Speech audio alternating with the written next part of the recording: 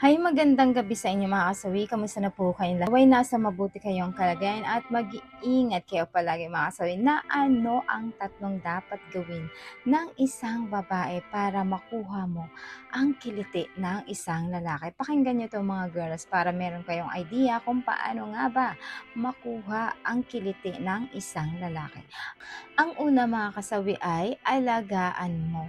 Kapag kang isang lalaki ay nakaramdam na talagang sobra yung pag-aalaga ninyo sa isang lalaki, alam nyo ba mabilis nila itong na-appreciate at naaalala kaagad nila ito. At talaga ito yung pinapangarap nila na gusto nilang makasama panghabang buhay kapag once na naaalagaan nyo sila ng maayos at talagang nararamdaman nila na special sila sa buhay nyo mga kasawi. Ayan lang po yung ating una na dapat gawin. Ang pangalawang mga kasawi is dapat present ka palagi sa kanya.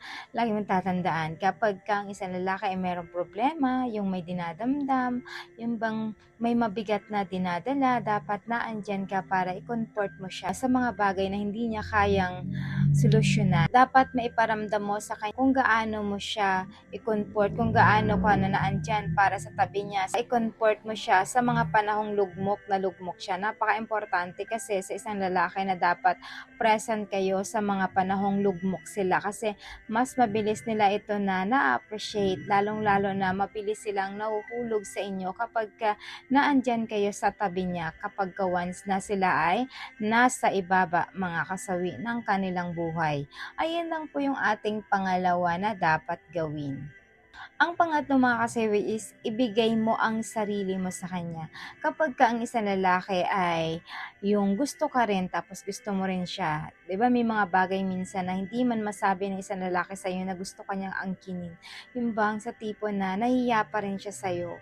Pwede mong iaalay yung sarili mo sa kanya lalo kapag ka once na talagang sigurado ka na para sa kanya na etong lalaki ba na ito ay pagbibigyan mo ng pagka-virginity mo, yung talagang deserve niya na para lang sabihin, yung deserve niya talaga yung pagka-virginity mo, yung feeling mo na talagang hindi ka lulukohin ng isang lalaki kasi nga mapipil mo yan kapag once na magkasama na kayo dalawa kung paano yung trato niya sa iyo at trato mo rin sa kanya.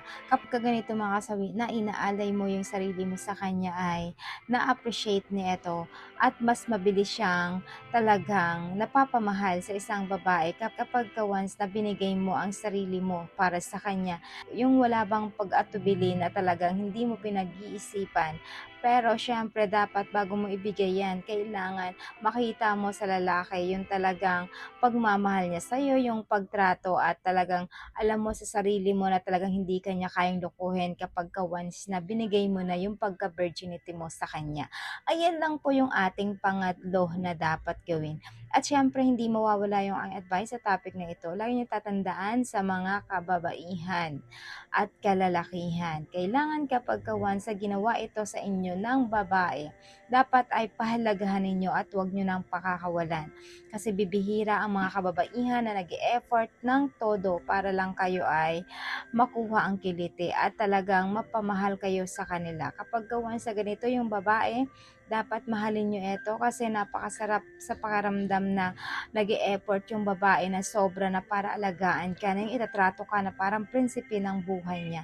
Kaya wag nyong sasayangin kapag once na binigyan kayo ng ganito ng trato ng isang babae.